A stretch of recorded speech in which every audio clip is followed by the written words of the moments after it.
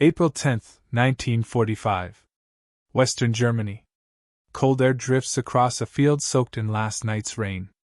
Rows of P-51 Mustangs shimmer under the first light, their aluminum skin dull with mud streaks and oil.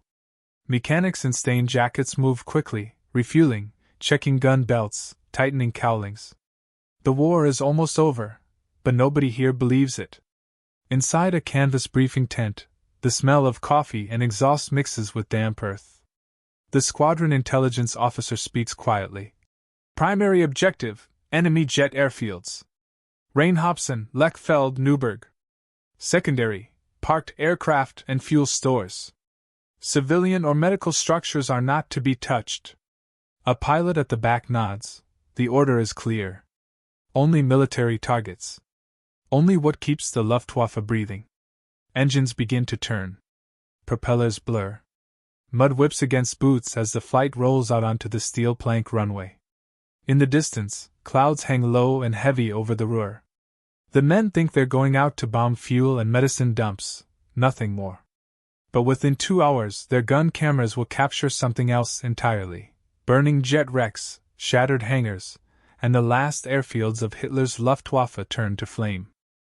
By the spring of 1945, the air war over Europe had entered its final, relentless phase. The Reich was collapsing on every front, yet still, the sky above Germany burned daily with contrails, flak bursts, and smoke columns that rose higher than church towers. What had begun in 1939 as a contest of doctrines, precision bombing versus terror bombing, daylight raids versus night attacks, had by now become a grim routine of annihilation. In the early years, the United States Army Air Forces had clung to a principle: only military targets. Precision was supposed to be moral. The Norden bomb sight, a mechanical marvel, promised accuracy within a few hundred feet. That promise had been swallowed by clouds, anti-aircraft fire, and the chaos of war. By 1945, the destruction of entire cities, Hamburg, Dresden, Cologne, had erased the line between precision and devastation. The idea of sparing civilians seemed almost sentimental. Yet, paradoxically, it was in this very last stage of the conflict that the Americans were ordered to rediscover restraint. On March 4, 1945, a formation of B-24 liberators, lost and disoriented by bad weather, mistakenly bombed the Swiss cities of Basel and Zurich, neutral territory. The shock was immediate. Newspapers in London and Washington condemned the error.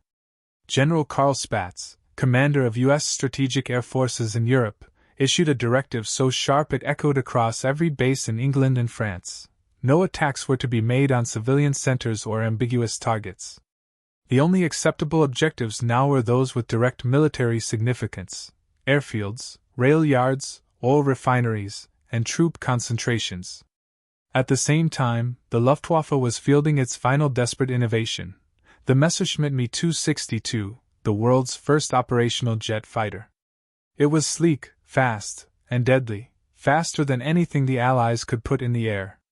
Powered by twin Junkers Jumo 004 engines, the Me 262 could outpace a Mustang by more than 100 miles per hour. It carried 430 mm Quach's 108 cannons that could rip through a bomber's fuselage in seconds. To the men in Allied intelligence rooms, this new weapon was the last card the Reich might play to turn the tide. The problem for Germany wasn't technology, it was time. Fuel reserves were nearly gone. Runways lay cratered from previous raids. Pilots were barely trained before being thrown into combat. For every jet that made it into the air, another sat grounded, waiting for parts or fuel. Yet every successful attack by a Me 262 on a B-17 formation sent shivers through Allied command. The jet could appear from nowhere, make a high-speed pass, and vanish before escorts could react. By late March, Allied planners concluded that the only way to neutralize the threat was to destroy the jets on the ground, in their hangars, workshops, and dispersal shelters. These shelters were often half-buried, dug into wooded slopes or surrounded by earthen berms. Pilots nicknamed them basements, because jets could hide there, invisible from the air. And so, in the first week of April 1945, Spatz and his commanders issued new target priorities. They called them airfield suppression missions. Every daylight bomber raid would be paired with fighter groups tasked to strafe jet bases, fuel convoys, and any parked aircraft. The orders, paradoxically, were strict and lethal at the same time: strike only military assets, but destroy them completely. The Me-262 units themselves were scattered across central and southern Germany: Lechfeld near Augsburg, Neuburg and Der Donau, Rheinhausen, and Akmer. The Luftwaffe's elite JG-7, Nautny, named for its fallen ace commander, operated from these fields under constant harassment. Every takeoff was a risk, every landing a death sentence if Allied fighters were overhead. The Germans built wooden decoys, painted false runways, and moved fuel by night to hide from reconnaissance flights. It was all desperate camouflage for a dying air force. The Allied side called these missions jet hunts. P-51 Mustangs and P-47 Thunderbolts roamed the skies like wolves. They carried extra ammunition, drop tanks, and sometimes rockets for low-level attacks. Pilots were briefed not to waste rounds on anything that might be civilian, trains with passengers, barns, or unknown convoys, but to hit airfields, runways, or anything with an engine and a swastika. This was the environment that framed the order later remembered as only medicine depots. In practice, medicine was a code word whispered among pilots, a way of saying fuel, repair, and supply. You could hit those. But the moral optics mattered now: no villages, no farms, nothing that might become another Basel or Zurich.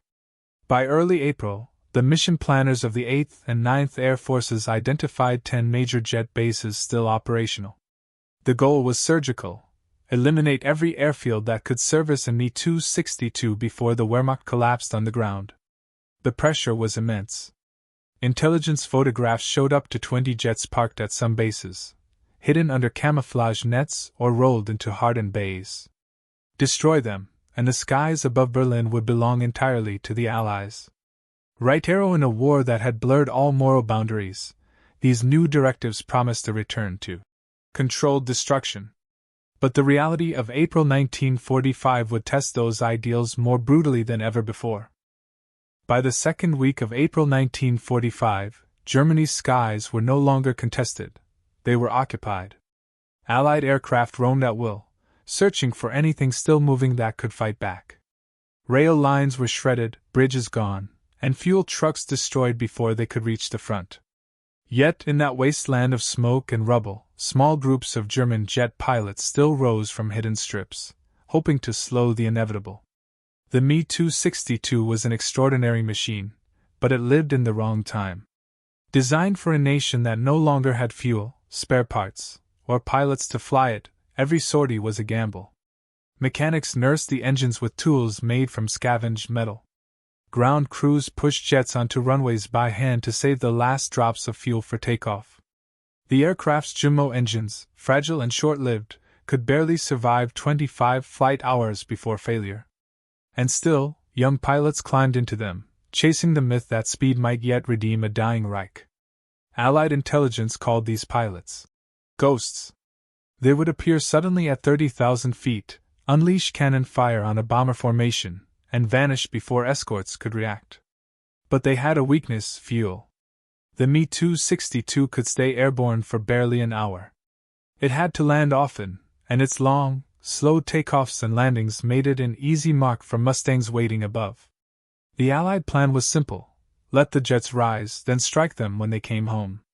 By April 9th, reconnaissance flights reported unusual movement across several jet bases: Lechfeld, Neuburg and Der Donau, Parchim, Rheinhausen, and Akmer. Photographs showed fresh fuel drums, tire tracks, and repair bays half covered by camouflage netting. The jets were gathering for something. Analysts at Allied Air Intelligence, using decrypted Luftwaffe radio traffic, confirmed that JG-7, Nautny, Germany's main jet fighter wing, had been ordered to launch a mass strike the following morning. That strike never fully formed. Before the Me-262s could organize, they were seen and hunted. The morning of April 10, 1945, would become one of the most destructive single days for the German Air Force since the war began. But to the men who woke before dawn on the Allied side, the orders sounded routine. The 8th Air Force planned to send more than 1,200 heavy bombers, escorted by over 700 fighters, toward the heart of Germany. Their targets were industrial plants near Leipzig and rail depots feeding Berlin. But the fighter groups, especially the 4th, 355th, and 78th Fighter Groups, had been briefed with a secondary mission: attack and destroy enemy jet aircraft at their bases. These were the medicine depots, the so-called lifelines of the Luftwaffe. Pilots were told to expect radar-directed jet attacks near their bomber streams. If that happened, they were to break away, follow the retreating jets, and dive on the bases from which they launched. The instructions were explicit: avoid towns, avoid civilian buildings, hit only aircraft, runways, fuel dumps, and shelters. The Geneva rules mattered again, but so did vengeance. For many airmen, there was a sense of unfinished business. The Me-262 had embarrassed the Allies in earlier encounters, shooting down bombers almost at will. Now the Mustangs wanted their answer. In briefings, some commanders described the jets as rats in tunnels. Others reminded the men that these pilots were just doing their duty, no different from them. The line between necessity and mercy had grown very thin. Meanwhile, on the ground in Germany, the Luftwaffe tried to reorganize what little remained. Fuel shipments from Luna and Bruck's refineries were intermittent at best. Trains were strafed daily. Pilots who had once flown the Eastern Front now found themselves defending their own airfields from relentless attacks. They slept in hangars beside their machines, listening to distant engines and wondering if dawn would bring another raid. When dawn finally broke on April 10th, it brought more than raids, it brought annihilation. The Me-262s that managed to take off met swarms of Mustangs already circling the routes home. Others never left the ground. Allied pilots had located the hidden basements, the revetments carved into wooded slopes where jets had been rolled for protection. As the bombers crossed into central Germany, hundreds of fighters dropped to low altitude, sweeping over runways, fuel stores, and camouflaged shelters. In the space of a few hours, the Luftwaffe's last viable defense arm was crippled. But from above, it didn't feel like victory, it felt like precision. Pilots would later describe the day as surgical. Every hit was deliberate. No towns, no trains, no hospitals, just airfields, jets, and the long shadow of defeat stretching across the German plain. And yet, beneath that precision, something deeper was happening, the human and tactical forces converging in a single, unrepeatable moment. To understand it, we must see the battle through many eyes, from the men in cockpits to those hiding beneath the earth where the jets slept. Belgium. He'd flown escort runs over the Rhine, strafed convoys in France, even circled Berlin at 30,000 feet. But this morning, his orders felt different. Only military targets, the intelligence officer had said. No civilian structures, no railcars unless clearly marked military. Your priority, enemy jets, airfields, and their fuel. It sounded simple, even noble. The kind of mission that might close a circle, end the war cleanly. But war never ends cleanly. He climbed into his Mustang, the cockpit canopy fogging in the cold. On his kneeboard, a map traced a thin red line across Germany, Osnabrück, Rhein, Leipzig. Somewhere along that route, German jets were expected to rise. He checked his gun's switches, safe for now. Behind him, his wingmen rolled forward. The tower's voice crackled over the radio. Thunder flight, cleared for takeoff. Moments later, the world was noise and speed. The Mustang's Merlin engine roared to full power, and the fighter leapt from the ground, rising through scattered clouds toward the bomber stream already moving east. Below, the earth was a patchwork of ruins. Cities that had once been names on maps were now empty shells. At altitude, the radio chatter steadied. The flight leader glanced down at the photo briefing packet taped beside his compass. Aerial shots of jet bases, rectangles of concrete, rows of dark bays that intelligence called basements. Those were his real targets. Not towns. Not trains. Just the hiding places where Germany's last jets slept. He didn't know it yet, but by sunset, that line on the map would run straight through fire. In a forest clearing near Lechfeld, the air smelled of kerosene and damp soil. The ground crew of Jägerschwader 7 worked in silence. There was no longer time for shouting, no energy for orders. Each man knew his task by heart. One fueled, one armed, one checked the brittle turbine blades of the Me-262's engines. They called the bays Keller basements. Each was dug into a hillside, covered with branches and canvas to hide from reconnaissance planes. The jets were rolled out by hand on makeshift rails, their noses glinting faintly under tarps. From above, it looked like woodland. From the ground, it was the last workshop of a dying air force. The mechanic's hands were shaking as he tightened a fuel coupling. The tanks were half empty. Avgas was gone.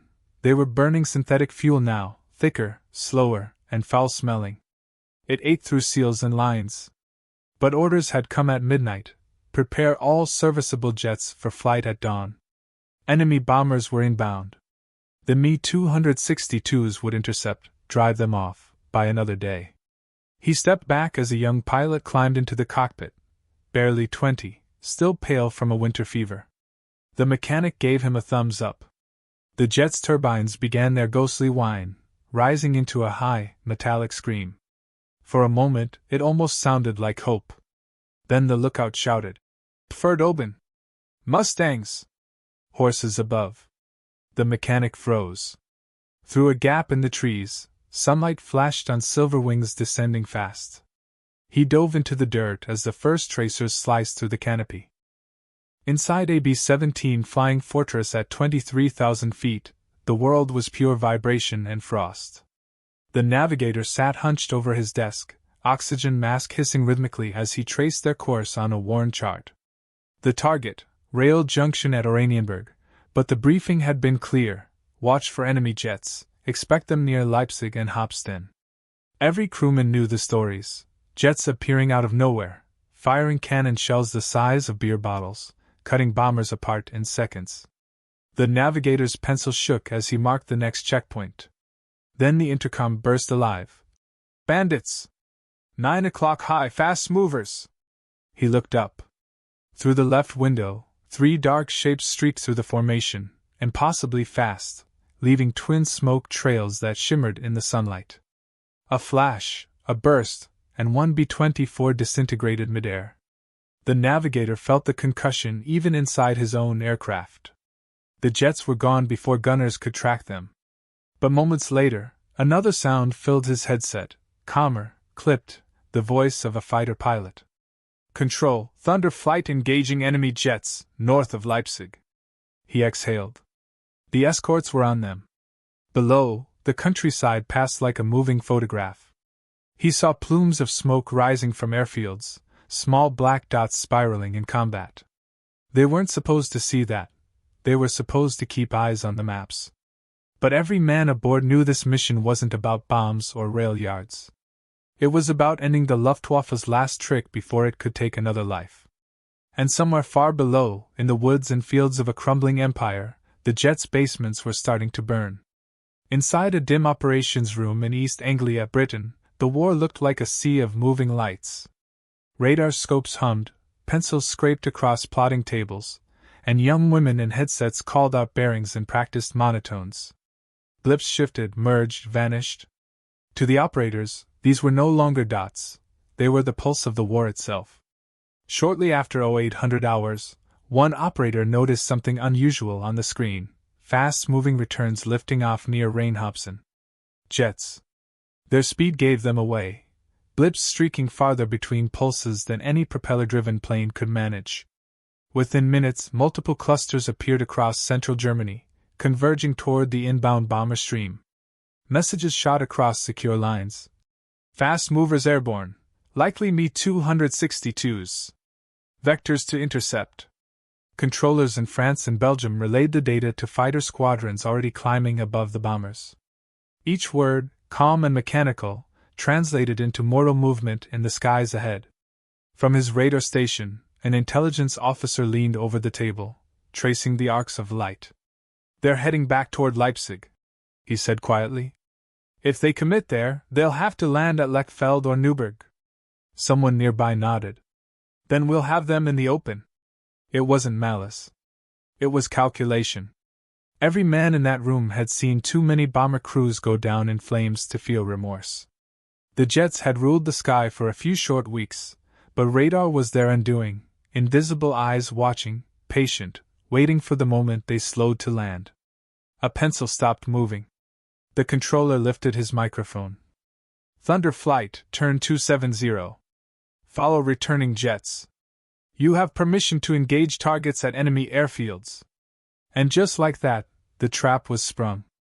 At Cairn Hall, Göring's once grand estate now stripped of its finery, the last meeting of senior Luftwaffe officers felt more like a wake than a briefing. Maps hung crookedly on the walls. The colored pins marking active airfields had dwindled to a handful. Göring's voice, once theatrical, was hoarse and bitter. Let the jets fly, he ordered. All of them. Today. He knew it was suicide. Everyone in that room did. But political theater had long replaced military logic. The Führer still demanded miracles, still believed that his wonder weapons could alter the war's course.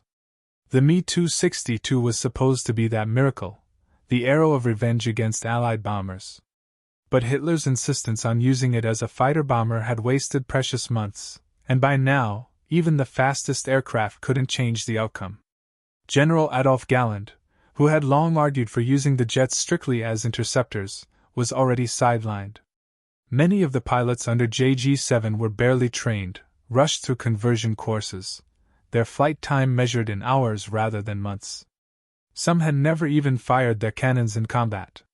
Still, Göring's orders went out: launch mass sorties, strike the bombers over central Germany, and defend the industrial heartland at all costs.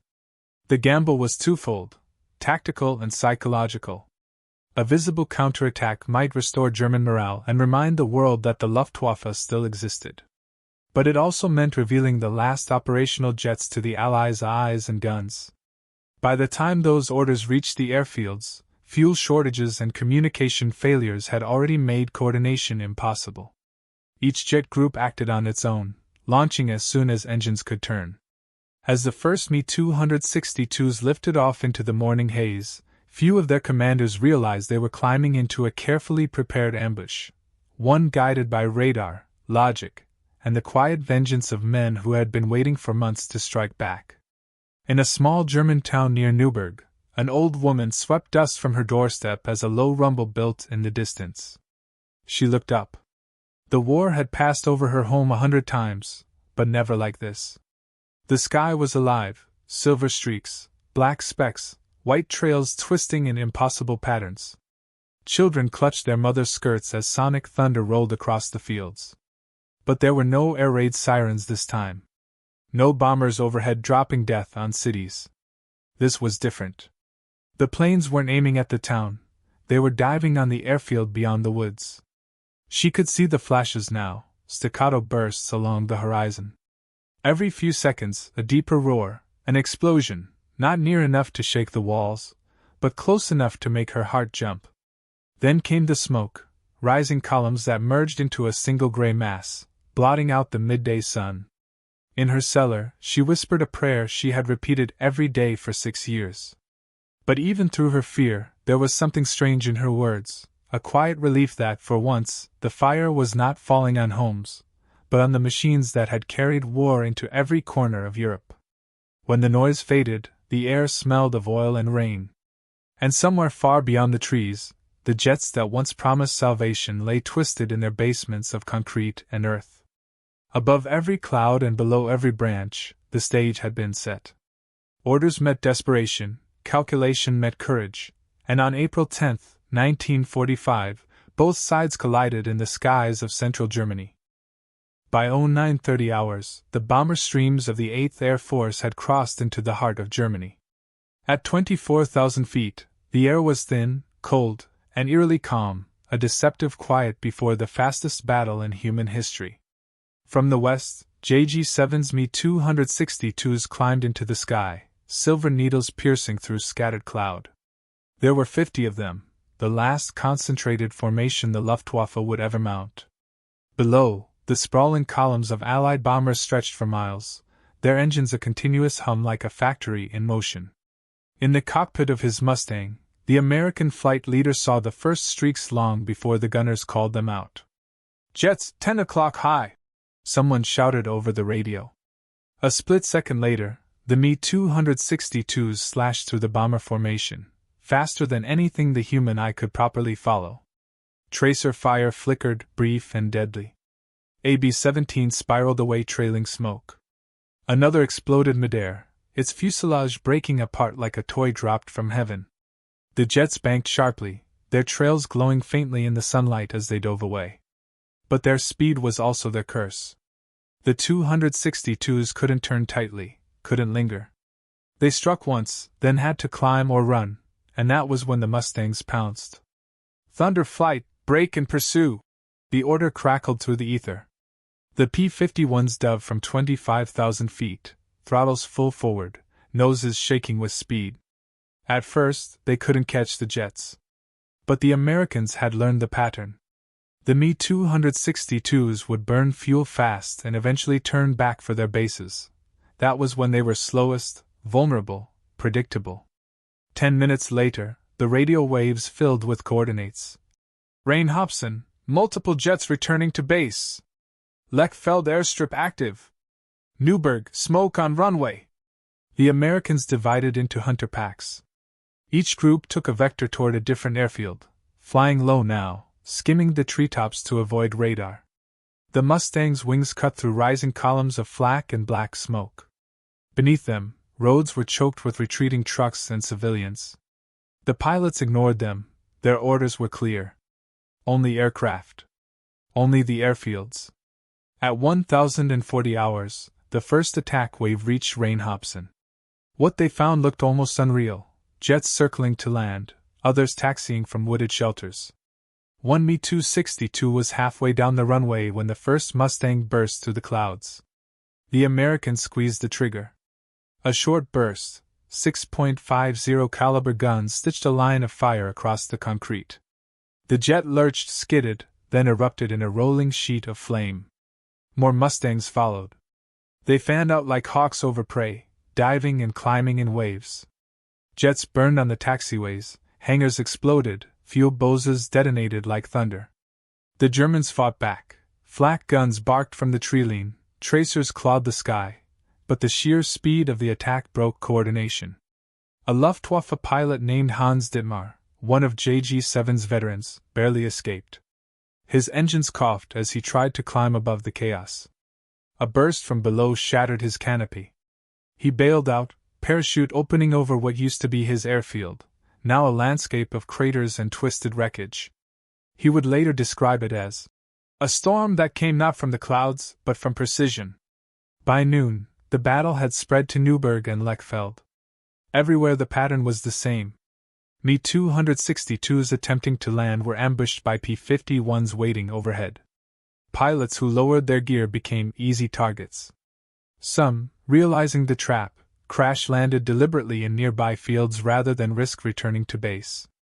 For the Allied pilots, the sense of moral clarity clashed with the raw brutality of what they were doing. Every hit was a man's life ending below, but every jet destroyed meant one less bomber crew lost tomorrow. One pilot later wrote in his logbook, "We were told to aim for the medicine. But the medicine was poison."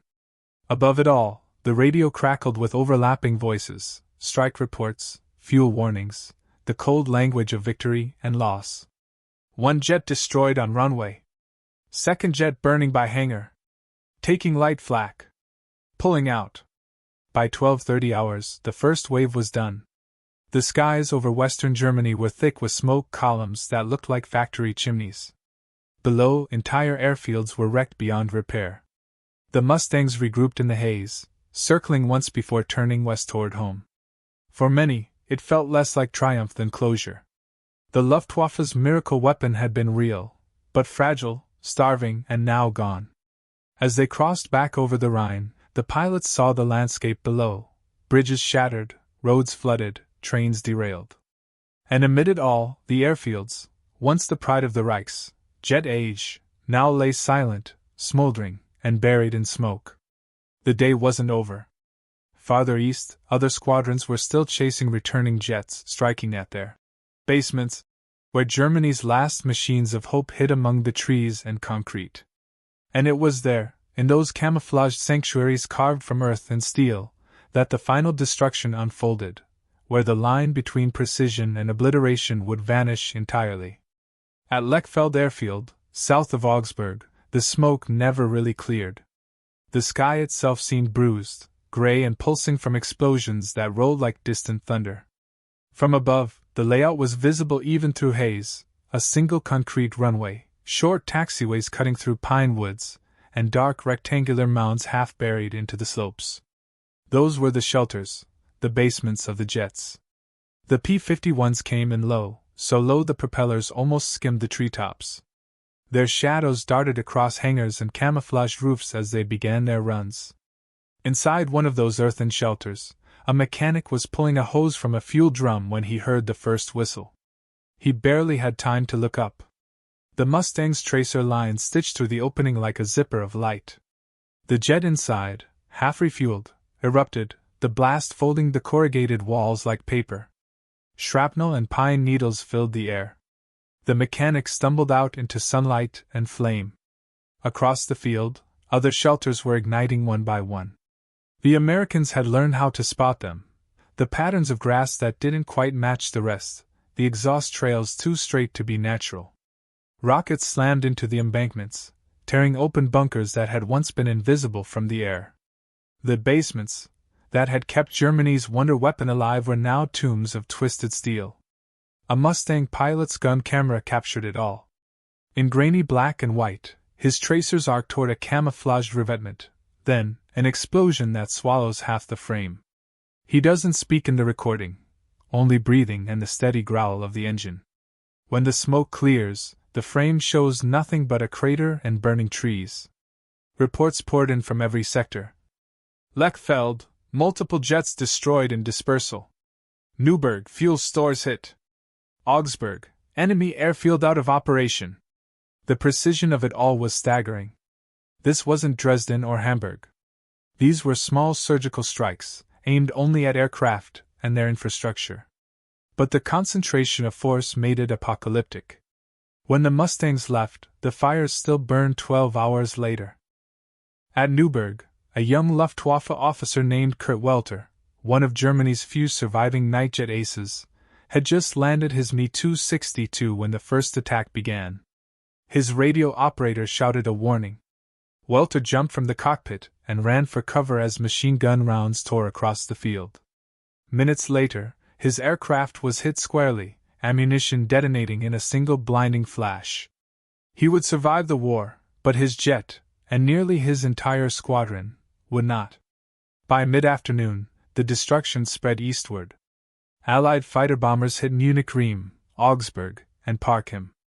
The Luftwaffe's jet bases, painstakingly built and hidden for years, were erased in one day. Intelligence photos taken on April 11 confirmed the results. More than 280 German aircraft destroyed on the ground, among them around 24 Me-262s, many inside their shelters or dispersal bays. Others were left burning along runways or flipped onto their backs from blast shockwaves. One reconnaissance pilot described the scene in his report. Airfields appear as blackened scars. Every bay is smoking. Camouflage destroyed. No movement observed. Enemy resistance negligible. On the Allied side, radio transmissions began to quiet. The squadrons turned home, their fuel low, guns nearly empty. For many pilots, it was the first mission where they had followed their orders exactly. No civilian casualties, no accidental bombings, no wandering into forbidden zones. Yet the result was still total devastation. Somewhere among the haze, the moral clarity of only military targets had blurred into something else. One pilot, still shaking from adrenaline, scribbled in his debrief. We hit what they told us to hit. But it felt like execution. At 1,600 hours, the last flights crossed the Rhine and landed at their temporary bases in Belgium and France. Mechanics counted bullet holes, refueled the aircraft, and silently unloaded the gun cameras for intelligence review. The ground crews cheered them back, unaware they had just witnessed one of the most decisive air assaults in modern history, the day the jet age of Nazi Germany was wiped from the map. In Germany, night fell over a landscape that glowed faintly orange along the horizon. Smoke drifted through the valleys. Burned fuel still crackled in pits where Me-262s had once been hidden. The airfields, now silent, looked like empty craters of another planet. Somewhere in the dark, a German medic walked among the ruins, searching for survivors. He found a pilot still alive, his parachute tangled in debris. The young man's flight suit was scorched, his face pale under the soot. When he finally spoke, his words were almost a whisper. "They found our basements." That night, Allied command received confirmation. Jet resistance across central Germany had effectively ceased. The Luftwaffe, once the terror of Europe's skies, had lost its last weapon. The next morning, reconnaissance photos would show the blackened streaks of burned aircraft pointing in every direction, an entire generation of technology frozen in ruin. And so, the miracle weapon was gone. But what did that victory mean? In the ashes of those airfields lay more than machines. It was the end of Germany's air war, and the beginning of something entirely new in the Allied mindset: dominance without opposition. The next morning, April 11th, dawned cold and eerily quiet over Germany's wrecked airfields. The fires had burned through the night, fuel pits still smoldering, ammunition still detonating in distant pops. The black smoke hung low over the fields, settling like a shroud. From the air, reconnaissance pilots described what they saw as graves of metal. The photographic evidence arrived on Allied command desks within hours. Every major Luftwaffe jet base west of the Danube showed identical scars: hangars flattened, runways cratered, dispersal shelters blackened or blown apart. The damage wasn't random, it was deliberate, precise. Each hit had been aimed where intelligence said the jets were hiding. At Rheinhausen, more than a dozen Me-262s were confirmed destroyed, most of them on the ground. At Lechfeld and Neuburg, fuel depots were annihilated. The tally across all bases reached nearly 300 aircraft lost in a single day, including fighters, trainers, and bombers, but also 20 to 25 jets, the irreplaceable machines that had once symbolized Germany's technological miracle. In the days that followed, American pilots referred to April 10th simply as the Jet Massacre. It was not a term used with pride. Many felt a strange emptiness, a sense that something monumental had ended.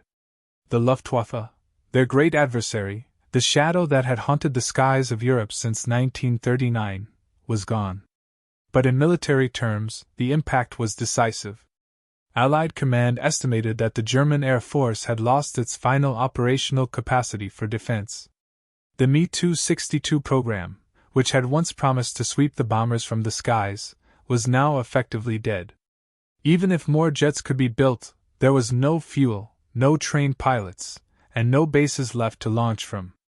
At U.S. Strategic Air Force Headquarters, General Spaatz reviewed the reports with his operations staff.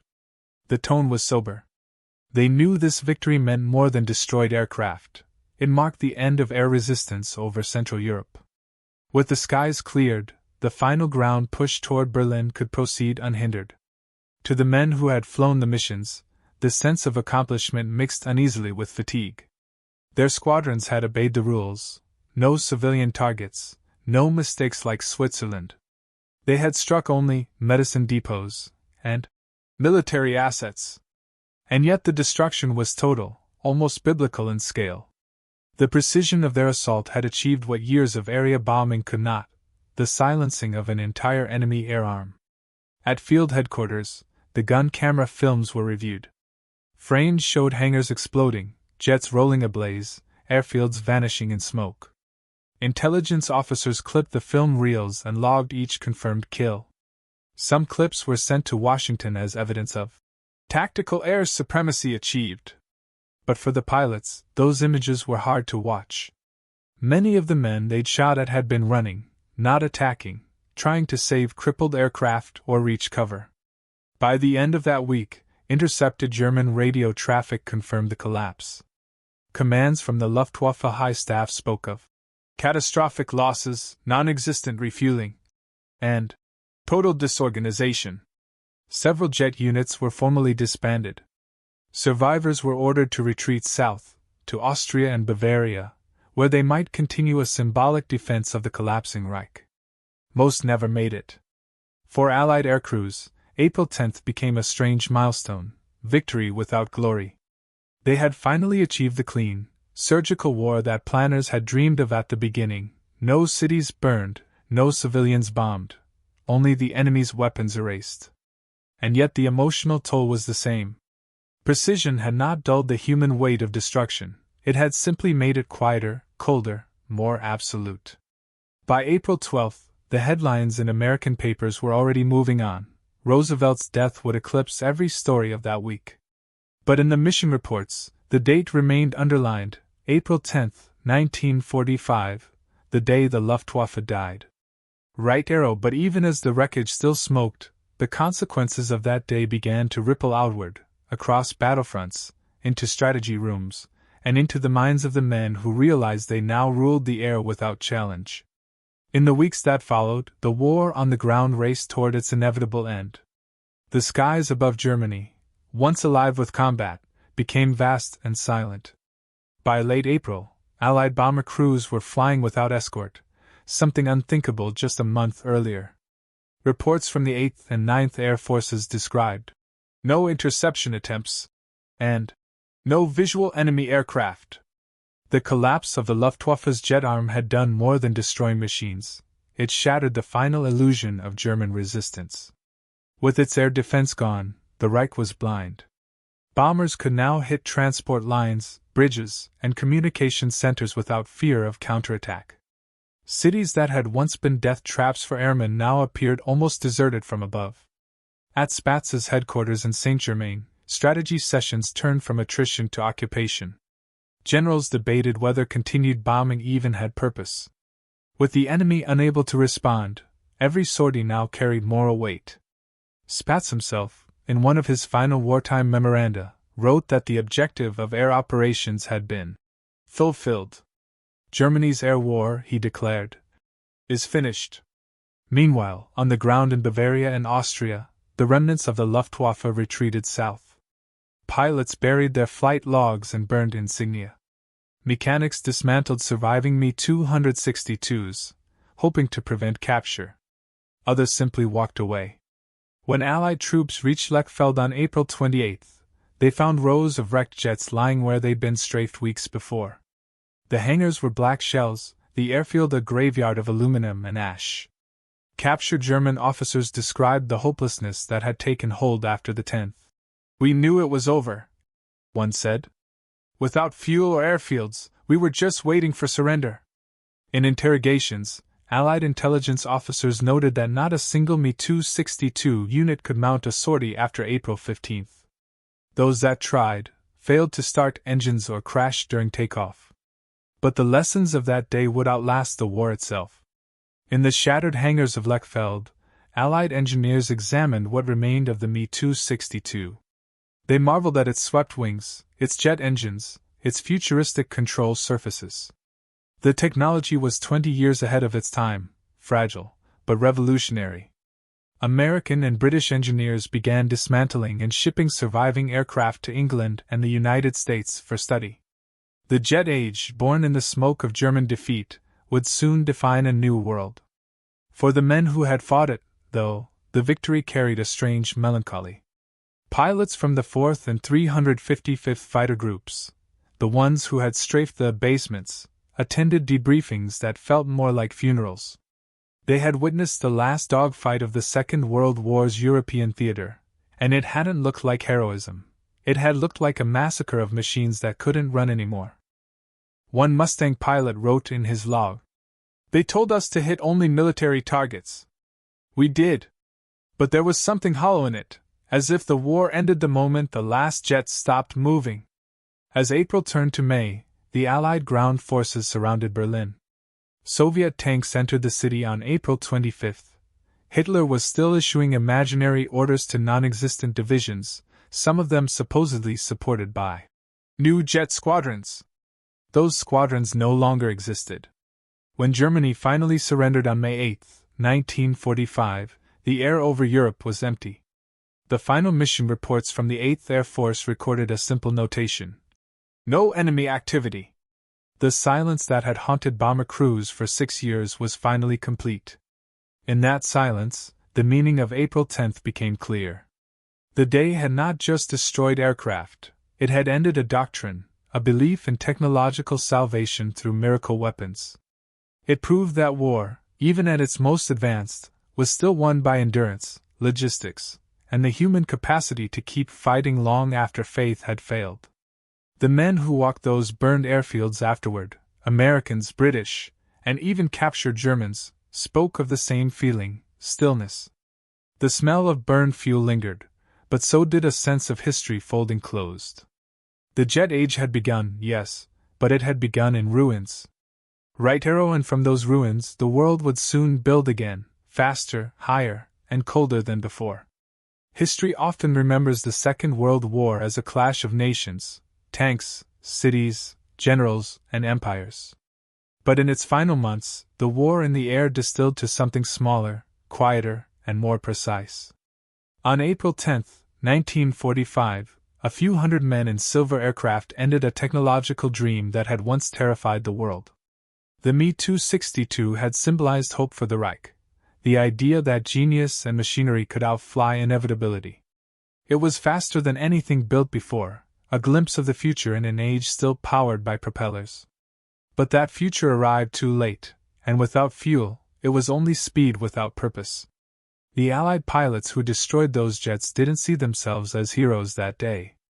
They saw flames in the woods, smoke rising from runways, and the cold precision of their own hands following orders that left no room for hesitation. They were told to strike only medicine depots. And they did, yet those depots held the final breath of a dying enemy. When the smoke cleared, what remained wasn't triumph. It was realization that mastery of the skies no longer required courage alone. It required control, intelligence, and the willingness to calculate destruction to the inch. The modern air war had been born in that paradox: precision without mercy, ethics inside annihilation. From the wreckage of the Me-262 came the blueprint for a new world, the jet engines that would power peace, exploration, and later, another kind of Cold War. The airfields at Lechfeld, Neuburg, and Rhein became laboratories for the victors, their burned concrete marking both an ending and a beginning. For the men who had fought that day, memory came not in celebration but in silence. They had seen the future ignite and fall. The Luftwaffe's miracle weapon was gone, but in its death lay a truth older than any machine: wars are not won by inventions or miracles, but by endurance, discipline, and the quiet resolve of those who see them through.